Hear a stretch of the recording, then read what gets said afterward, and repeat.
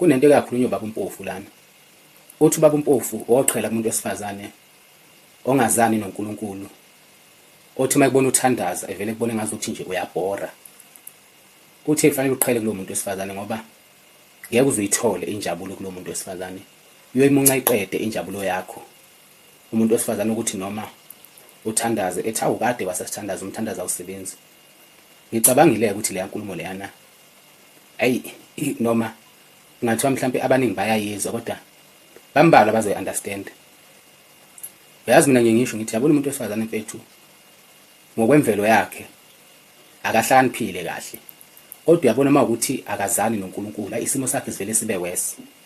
Uyazi ngibuke nje mina umuntu wesifazane uthola ukuthi uvele kube lula nje umuzwe ekhuluma ethi yena akayifuni indoda engaphuzi. Uyambona lo muntu lona ukuthi kushuthi kahle kahle yena uthanda ngazuthi ngakho inkinga nje ngoba ngaso sonke isikhathi umuntu uma esuke ephuzile kuba khona inkinga.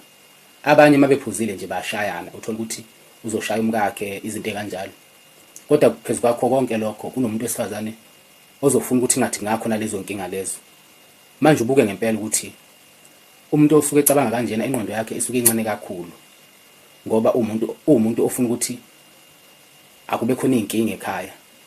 Ilapho ke sesibuke khona ukuthi kubalekile kakhulu ukuthi umuntu wesifazane esondelane nje nesonto ungabi isonto ungabi ibandla ukuze nayo ingqondo yakhe izothi ucabanga kangconywana noma izothi ucabanga into eyisile.